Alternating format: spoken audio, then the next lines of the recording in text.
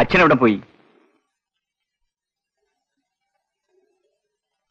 എന്താ ഇത്, സ്വന്തം വീട്ടിൽ സത്യഗ്രഹമോ? എടിമണ്ണ, നിന്നോടാ ചോദിച്ചത് അച്ഛനെവിടെ പോയെന്ന്? എനിക്ക് അകത്തേക്ക് പോകണം. ഒന്ന് എഴുന്നേറ്റ് മാറ്.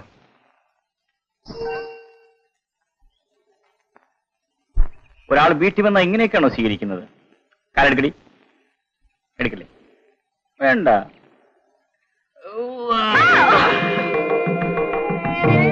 മാഷേ, അച്ഛനിവിടെ ഇല്ല. അത് നിന്റെ ഇരിപ്പ് കണ്ടപ്പോഴേ എനിക്ക് മനസ്സിലായി. ഓ, വലിയ യോഗ്യൻ. വരവ് വെച്ചിരിക്കുന്നു. അനിയനെ വണ്ടി കയറ്റി അയച്ചിട്ട് വലിയ ആളെപ്പോലെ വന്നിരിക്കുന്നു. അതിനിപ്പോ എന്തോ വേണം? ഒന്നും വേണ്ട. നിനക്ക് എന്ത് പറ്റി പെണ്ണേ? നിങ്ങൾ മനുഷ്യനാണോ? നിങ്ങൾക്ക് സ്നേഹം എന്ന് പറയുന്നതുണ്ടോ? പെണ്ണെ, പതുക്കെ ആരെങ്കിലും കേൾക്കും. കേക്കട്ടെ, എനിക്കെന്താ? അനിയന് കല്യാണം നിശ്ചയിച്ച് വക്കീലാക്കാൻ വിട്ടിരിക്കുന്നു. നിങ്ങൾക്ക് എന്നെ പറ്റി വല്ല വിചാരമുണ്ടോ? നിന്നെ പറ്റി ഞാൻ എന്തിനു വിചാരിക്കണം? ദുഷ്ടൻ, ദുഷ്ടൻ പറയുന്നത് കേട്ടില്ലേ? എങ്കിലും എന്നോട് ഇങ്ങനെ പറയാൻ തോന്നിയല്ലോ. കുട്ടിക്കാലം മുതൽക്ക് ഞാൻ നിങ്ങളുടെ പിറകെ നടക്കാൻ തുടങ്ങിയതാ. എന്നെ പറ്റി പിന്നെ ആരാ വിചാരിക്കേണ്ടത്? സത്യത്തിൽ സത്യത്തിൽ നിന്നെപ്പറ്റി എനിക്ക് വിചാരമില്ലാഞ്ഞിട്ടല്ല. പിന്നെ വിചാരിച്ചോണ്ട് ഇരുന്നേച്ചാ മതി. നിന്നെ ഞാനങ്ങനെ വിടാനൊന്നും പോകുന്നില്ല. വിവാഹവും കഴിക്കും. ഇനി എന്നാ? മൂക്കി പല്ല് വരുമ്പോഴോ? പറയുന്നൊന്ന് കേക്കടി പെണ്ണേ. എന്റെ അനുജൻ പഠിച്ച് ജയിച്ച്. എനിക്ക് കേക്കണ്ട. അനിയൻ അനിയൻ അനിയൻ. വേറെ ആർക്കും അനിയനില്ലേ? പിന്നെ എന്റെ അനുജനെ പറ്റി അനാവശ്യം പറഞ്ഞാലുണ്ടല്ലോ. കൊല്ലോ, കൊല്ലണ്ടേ? എന്തിനാണ് ഇങ്ങനെ ജീവിക്കുന്നത്? എടി പെണ്ണെ, നമ്മൾ രണ്ടുപേരുടെയും കല്യാണം ഉടനെ നടത്തിയാൽ എന്റെ അനുജന്റെ കാര്യത്തിൽ ശ്രദ്ധിക്കാൻ പറ്റുമോ? നീ അതിന് ക്ഷമിക്കേ. എത്ര നാളെന്ന് പറഞ്ഞാൽ ക്ഷമിക്കുന്നത്? എന്റെ അനുജൻ പഠിച്ചു വക്കീലായാൽ ആദ്യം സിന്ധുമായിട്ടുള്ള കല്യാണം, പിന്നെ നമ്മൾ രണ്ടും കൂടെ കല്യാണം അങ്ങ് നടത്താം. അതെവിടുത്തെ മര്യാദയാ? ചേട്ടൻ നിൽക്കുമ്പോ അനിയന്റെ കല്യാണം. കേട്ടോ രാമു, അവള് പറഞ്ഞത് വളരെ ന്യായമായ കാര്യമാണ്. ഒന്നുകിൽ ചേട്ടന്റെ കല്യാണം ആദ്യം, അത് കഴിഞ്ഞ് അനിയന്റെ കല്യാണം, അല്ലെങ്കിൽ രണ്ടുപേരുടെയും കല്യാണം ഒരുമിച്ച്.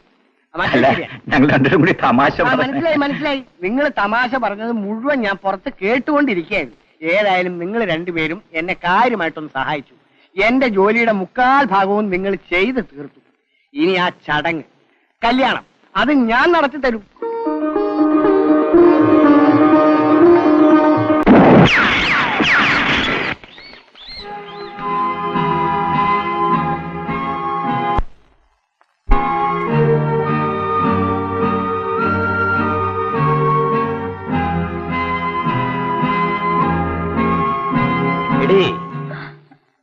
നീ ആ ഗോവിന്ദൻ വാദ്യാരുടെ മകളല്ലേ? നീ ഈയിടെ കണ്ടമാനം വളർന്നു വലുതായല്ലോ. കണ്ടമാനമൊന്നുമില്ല, കുറച്ച് വളർന്നിട്ടുണ്ട്. ഇങ്ങനെ വഴിയിലൂടെ ഒക്കെ പാടിക്കൊണ്ട് നടന്നാലേ വല്ലവരും പിടിച്ചുകൊണ്ട് പോവും. എന്നെയോ? എന്താ, പിടിച്ചാ പൊങ്ങത്തില്ലേ? അത് പിടിക്കാൻ വരുമ്പോഴറിയാം. ആ തൽക്കാലം മുതലാളി പോയാട്ടെ. എടീ, നീ എന്നോട് പോകാൻ പറയുന്നു. നിന്റെ തന്ത എന്റെ സ്കൂളിലെ ശമ്പളക്കാരനാ. അവൻ പറയില്ല എന്നോട് വഴിമാറാൻ. പിന്നെ എന്റെ അച്ഛനെ കുറിച്ചൊക്കെ സംസാരിക്കുന്ന സൂക്ഷിച്ചു വേണം. മര്യാദയ്ക്ക് പോകുന്നോ അതോ ഞാൻ നാട്ടുകാരെ വിളിച്ചു കൂട്ടണോ? എടീ ഈർക്കിളി പെണ്ണെ, നിന്നെ ഞാൻ എന്ത് ചെയ്യുന്നു?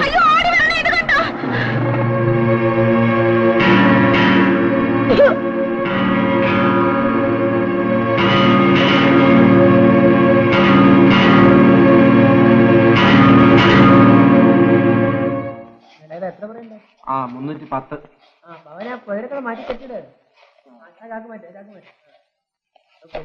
മണിക്കരെ, ഓ ആ കറ്റയെല്ലാം കൊണ്ടുവന്നോ? ഓ കൊണ്ടുവന്നേ.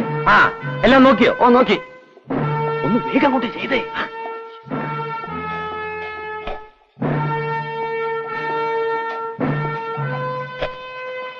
ബാലിന്റെ നിലത്തിൽ ഈ പ്രാവശ്യം എത്ര പറയുണ്ട്? 350 പറയുണ്ട് മുതലാളി. അതെന്താ ഓരോ പ്രാവശ്യവും ഇങ്ങനെ കുറഞ്ഞു വരുന്നത്?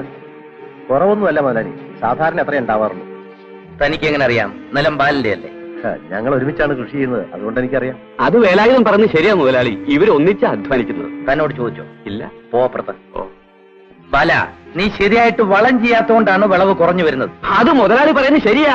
പാടത്തിന് ശരിക്കും വളം ചെയ്തില്ലെങ്കിലേ പാടത്തിന് കേടാ, മുരഞ്ഞു പോവും. എന്താ മുരഞ്ഞു പോവും. പിന്നെ അരഞ്ഞു പോവും. താനും ചുമ്മാരിയടോ. എന്താ അവൻ പറഞ്ഞത് ശരിയല്ലേ? മുതലാളിക്ക് ഇതിൽ നിന്ന് കിട്ടുന്ന മുഴുവൻ മെച്ചല്ലേ? മുതൽ മുടക്കൊന്നുമില്ലല്ലോ. ആ പാടം പിന്നെ ആരുടെ വകയാ? അത് പാടമാക്കി ഞങ്ങളല്ലേ. അവിടെ മുഴുവൻ കാടായിരുന്നല്ലോ. അത് നിങ്ങളുടെ തന്തയുടെ വകയായിരുന്നു. സൂക്ഷിച്ച് സംസാരിക്കണം. മര്യാദകൾ പറഞ്ഞാലുണ്ടല്ലോ.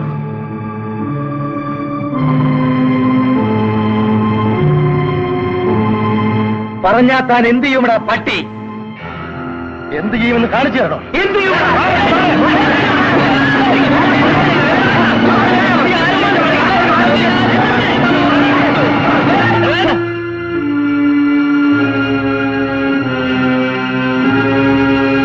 ഞങ്ങളെല്ലാം ആരുടെയും ചോര വെച്ച് കുടിച്ചുകൊണ്ടല്ല ജീവിക്കുന്നത്. എല്ലാവരെയും പണിയെടുത്തിട്ടാണ്. അത് ഓർമ്മ വേണം. ശരി, മേലാൽ നിന്നെയൊക്കെ ഞാനൊരു പാഠം പഠിപ്പിച്ചോളാമടാ. എടാ ബാല, മേലാൽ നീ ആ പാടത്തിന് കൃഷി ഇറക്കണ്ട, ഞാൻ ഇറക്കിക്കൊള്ളാം. വേലായുധൻ പറയുന്നത് എനിക്ക് വേണ്ടിയ മുതലാളി. ഓഹോ, നിങ്ങളെല്ലാം തീരുമാനിച്ചിട്ടാണ് വന്നിരിക്കുന്നത് അല്ലേ? കൃഷി ഇറക്കാൻ അങ്ങോട്ട് പോര്, അപ്പൊ കാണാം. കാണാം. മുതലാളിമാരുടെ ഏർപ്പാട് ഇന്നോ ഇന്നലെയോ തുടങ്ങിയതല്ല. ഇതൊന്ന് അവസാനിപ്പിച്ചേ തീരൂ. അതിനുള്ള തുടക്കം ആരുടെ പാടത്തു തന്നെ ആവട്ടെ. ഈ കാര്യത്തിൽ രാജശേഖര മുതലാളിയോട് ഇടാൻ എന്റെ കൂടെ ആർക്കുണ്ടെന്ന് എനിക്കറിയണം. ഞാനുണ്ട്. ഞാനൊന്ന് പറഞ്ഞോട്ടെ, അവരൊക്കെ മുതലാളിമാരാണ്, നമ്മളൊക്കെ പാവങ്ങൾ. മുതലാളിയോട് പിണങ്ങിയുകൊണ്ട് ഒരു പ്രയോജനവുമില്ല.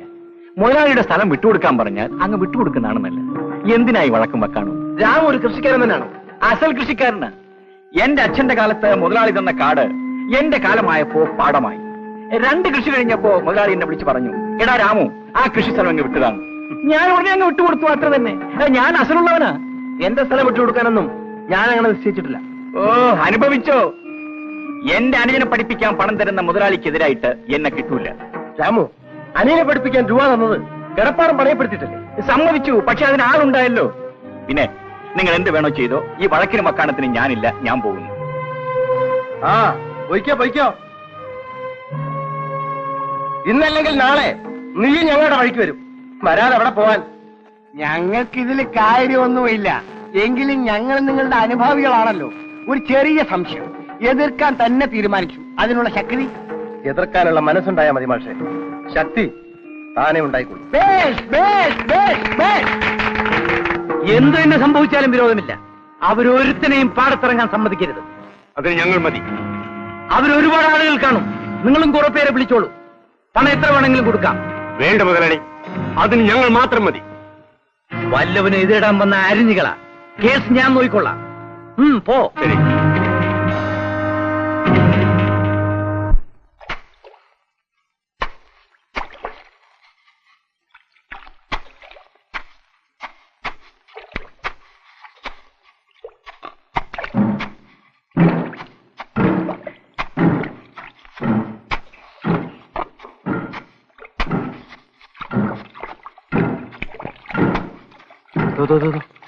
അതോ മുതലാളി ആൾക്കാർ വരുന്നുണ്ട്.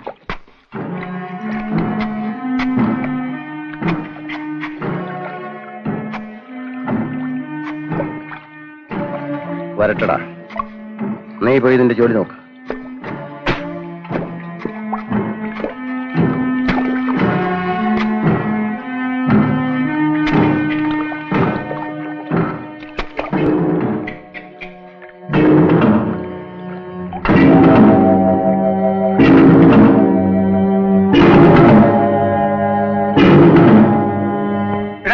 എല്ലാവരും ജോലിയെടുത്ത് പാടത്തുനിന്ന് വെളിയിൽ പോയിണ്ട. ഇത് മുതലാളിയുടെ സ്ഥലമാണ്.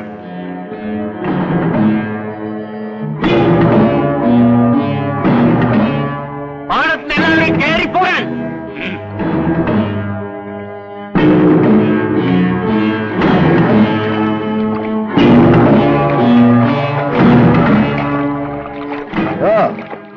രാജശേഖരൻ മുതലാളിയുടെ എച്ചിൽ തിന്നതിന്റെ ബലം ഞങ്ങളോട് കാണിക്കാൻ പറ്റില്ല. മര്യാദയ്ക്ക് വന്ന വഴി പോകുന്നതാ നിങ്ങൾക്ക് നല്ലത്. ഞങ്ങൾ അങ്ങനെ അങ്ങ് പോകാൻ വന്നതല്ല. പിന്നെ നിങ്ങളെല്ലാം അടിച്ചോടിച്ചിട്ട് ഞങ്ങൾ ഇവിടുന്ന്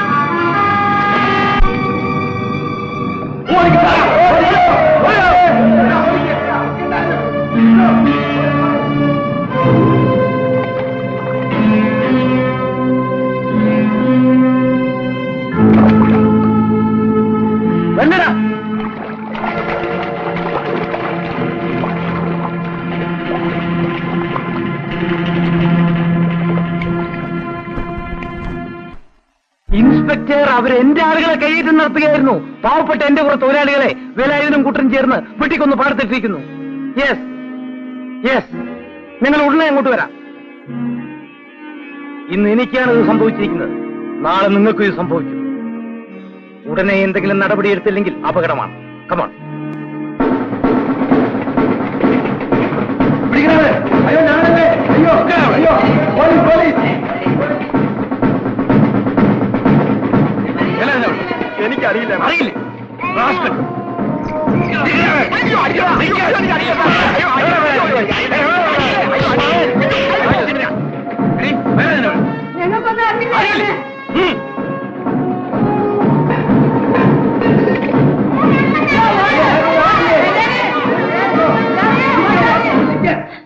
അച്ഛാ, പോലീസ്.